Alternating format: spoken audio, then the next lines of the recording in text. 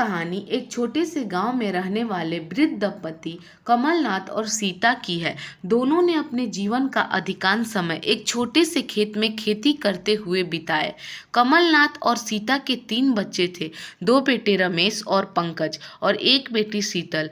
वर्षों की मेहनत के बाद उन्होंने अपने बच्चों को अच्छी शिक्षा दी, जिससे वे शहर जाकर अच्छी नौकरियां में लग जाएं। बुढ़ापे में कमलनाथ और सीता के जीवन में बच्चों से मिलने की उम्मीद ही उनकी सबसे बड़ी खुशी थी। लेकिन जब बच्चे शहर गए तो वे धीरे धीरे अपने माँ बाप से दूर होते चले गए। रमेश और पंकज ने शादी कर ली और अपने परिवार के साथ शहर में बस गए।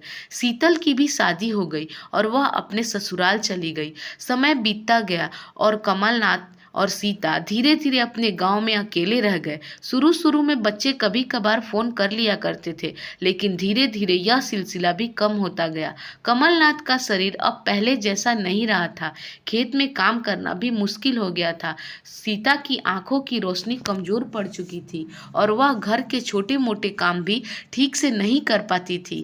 एक दिन गांव में एक बुजुर्ग सभा का आयोजन हुआ। वहां कई बुजुर्ग इकट्ठा हुए थे और सबने अपनी समस्या साझा की। किसी के बच्चे उन्हें छोड़ गए थे तो किसी को बूढ़े होने के कारण घर में बोझ समझा जाता था। कमलनाथ और सीता ने भी अपनी आप बीती सुनाई, लेकिन वहां एक बुजुर्ग महादेव ने एक बात कही जो कमलनाथ के दिल में गहरे उतर गई।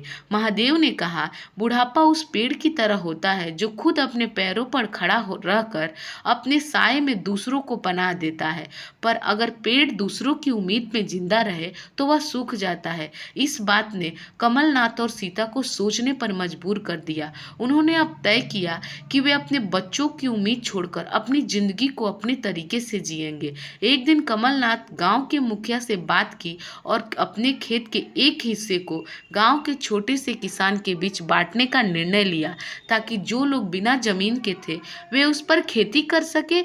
इसके बदले उन्होंने यह शर्त रखी कि जो भी इस जमीन पर खेती करेगा वह अपनी फसल का थोड़ा हिस्सा उन्हें देगा।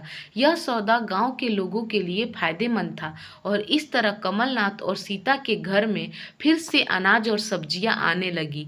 वही सीता ने भी घर के पुराने कपड़ों से कंबल और चादरें बनाने का काम शुरू कर दिया। वह गाँव की औरतों को सिखाने लगी कि कैसे पुराने कपड़े से कुछ नया बनाया जा सकता है। धीरे धीरे सीता का यह काम गांव में मशहूर हो गया और लोग उनके पास कपड़े बनाने आने लगे ताकि वह उनसे नए कंबल बना सके।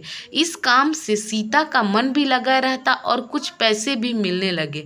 अब कमलनाथ और सीता अपने बुढ़ापे में आत्मनिर्भर हो गए थे। वे खुश थे क्योंकि उन्होंने अपने जीवन का उद्देश्य फिर से खोज लिया था। गांव में उनकी इज्जत और बढ़ गई। बच्चे जब भी फोन करते तो वे सिर्फ उनका हाल चाल पूछते और किसी शिकायत के बिना अपनी जिंदगी के बारे में बताते। एक बार रमेश और पंकज ने सोचा कि वे अब माँ बाप को अपने पास शहर बुला ले, लेकिन कमलनाथ और सीता ने साफ मना कर दिया।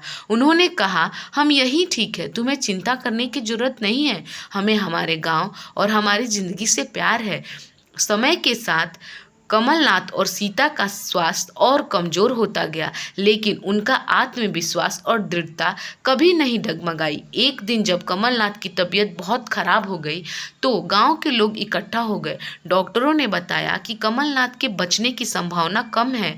सीता यह सुनकर चुप हो गई, लेकिन उसने अपने आंसू नहीं बहाए। उसने कमलनाथ का हाथ पकड़ा और कहा, हमने अपनी जिंदगी जी ली है, अब समय आ गया है कि हम इस यात्रा को खत्म करें, लेकिन जहां भी रहोगे हमेशा मेरे साथ रहोगे।